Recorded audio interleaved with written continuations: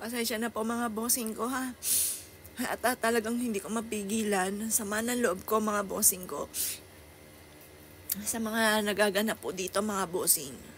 Sama lang po ang loob ko. Kasi dati-rate mga bossing, noong wala po kaming pera. Pero hindi ko sasabi marami kaming pera. Tama lang po mga bossing ko. At may pambili kami ng gamot, na kakakain po kami, yung ganun mga bossing. Ngayon po mga bossing ko, dati-rate, noong kami po ang mister ko namamasada, tapos ako po gumagawa ng pastillas ng yema, sabi ko nga po sa inyo, pero parang kulang at kulang pa rin.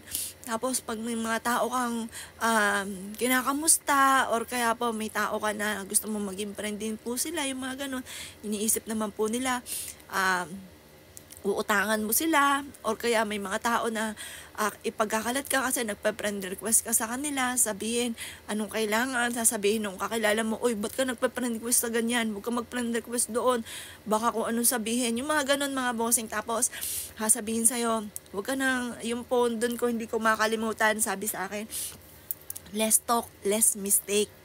Yun, kaya tahimik na ako kasi yun lang laging naiisip nila sa akin, na parang wala akong karapatang magbigay ng payo dahil nga po sa wala ako, mahirap lang kami.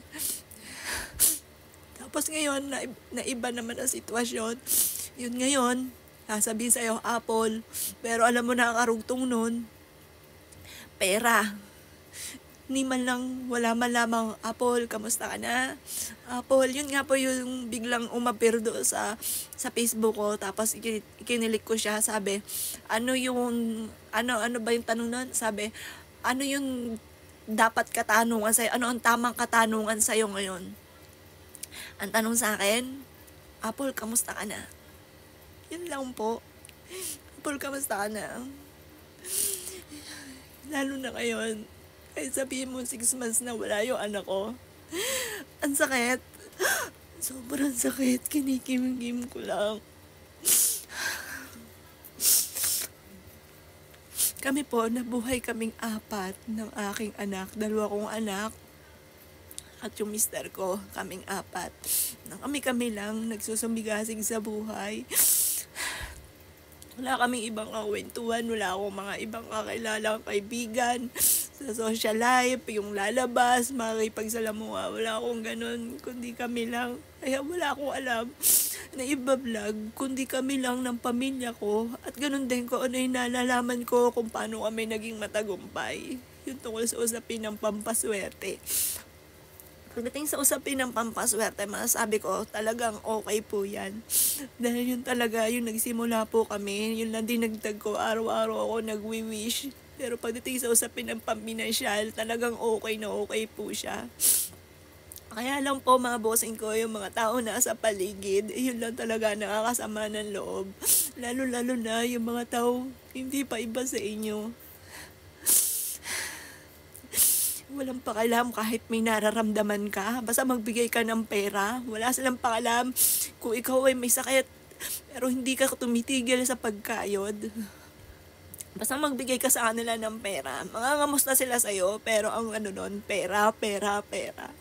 Tapos ang ending, pag hindi ka nakapagbigay sa kanila, ikaw pa ang masama. Wala akong ibang kakwentuhan dati. Wala akong ibang na pagsasabihan, kundi dito lang lagi sa camera. Kaya siguro, kada camera. Dati, parang natitiis ko pa kasi umiiyak ako lagi sa anak ko. Sabi ko kay Jomelyn, naiinis ako.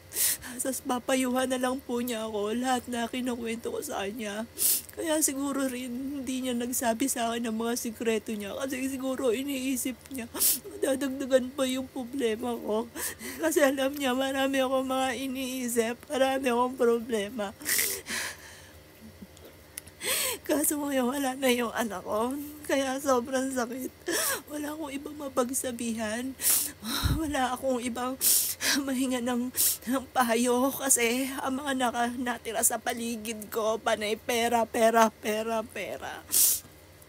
Hindi ka man lang niya kamustahin. Tapos yung pa, may malapit sa yung tao na pagka narinig ko sabihin, high blood na naman, high blood na naman. Parang pinaano pa na masama pa ako sa ibang tao. Samantala kaya naman naging high blood ako dahil ang naming stock. May isa akong empleyado na sinasabi wala na kaming stock. Nagdiretso sa akin yung bossing ko. Ang sabi sa akin, ma'am, di na po ko order kasi wala na daw kayo stock na sinasabi po ninyo. Mantalang ang dami-dami pong stock ako noon. Iba-ibang sizes pa. Kaya nagtataka ako, bakit ganon? Ba't kailangan pa sabihin na walang stock? So, tapos, nung nag-rack ako, bakit ganon? Bakit kailangan sabihin yun? Tapos, ang ending, nung nakatalikod na ako, high blood na naman daw ako. Mantalang, bakit ako na high blood? Hindi naiisip, ba't ako na high blood? Ang sakit sa kalooban, mga bossing. Wala kasi dito yung anak kong panganay na lagi ko na pagsasabihan ang mga problema ko. Nasama ng loob ko, anak. Siya lang ang lagi kong kakwentuhan. Siya lang yung lagi ko sinasabihan ang mga nangyayari sa akin. Nakakasama lang ng loob, mga bossing ko. Pagdating sa usapin ng pera, yung mga tao nasa paligid mo, akala nanganganak ng pera. Kahit hindi sila magtrabaho, manghihingi lang sila, okay lamang. Tapos pag nakatalikod ka pa, kung ano pa sasabihin sa'yo, napakasakit. Kaya mas gusto ko pa, manahimik na lang. Dito na lang kahit magalit na sila sa akin. Basta kahit nagsusulo lang ako o kami lang tatlo, okay lamang, kami na lamang.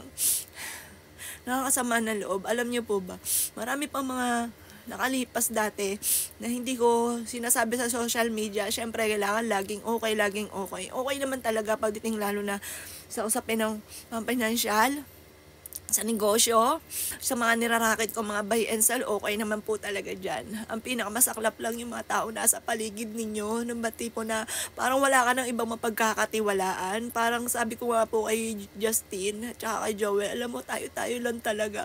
Wala nang iba kasi yung iba nasa kaharap mo, tas pagtalikod mo, wala na. Kung ano na mga sasabihin sa inyo, nakakasama na ng loob.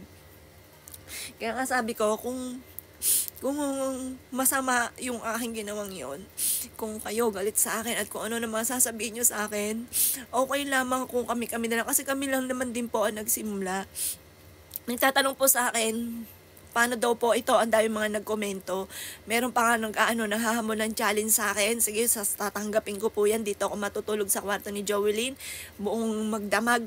Kaya ko po yan kahit wala akong kasama. Pero ewan ko lang anak kong bunso kung matitiis po niya kasi hindi po yung nakakatulog nang hindi ako katabi. Magkakatabi po kaming tatlo nila Joelyn. Nung nabubuhay pa po si Joelyn, 2 kama po yun na pinagtabi ko kasi walang kasing yung king size na medyo maliit pa po sa amin. Kaya ang ginawa namin, 2 king size na kama, pinagtabi po namin po yun. Tapos ako sa gitna. Tapos yung 2 yun, nililinkis ako lagi kapag po sila ay tutulog. Kaliwat kanan po yung pagyayapos po nila sa akin. Hindi ko lang alam kung yung aking anak na bunso ay kaya po dito. Pero siguro pag sinabi ko, anak, hindi ako makakatabi sa'yo, tumabi ka na sa akin, dan siguro tatabi na rin po yun doon.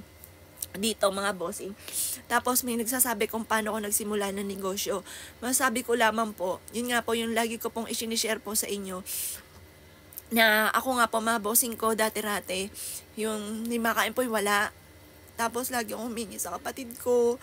Pagka halimbawa nakikiusap ako kasi hindi makakapag-tuition yung anak kong panganay kasi nga po pinalalabas, di ba kailangan bayad ka muna. Ngayon, ayaw nang tanggapin yung letter. Palalabasin po, yung mga ganun. Makikiusap ako, baka pwede mong tulungan. Kasi magtutuition na, kulang yung mga kinikita namin kasi namamasada nga po yung mister ko. Tapos ako gumagawa ng pastillas, nagrarasyon kami sa mga school, minsan sa palengke, ayan, yun po aking pong hanap buhay, tutulungan po kami ng mister ko. Tapos talagang nalubog pa po ako sa mga pagkakautang kasi minsan, di ba dumating po si Justin, walang panggatas. Kaya gagawin ko, uutang po ako para pag uwi ko, kasi pinabayad ko na yung benta ko, para pag uwi ko, may dala po akong panggatas, may dala akong pang-ulam, hanggang tumambak na po yung aking pong utang. Yun po yung lagi ko po sinasabi po sa video.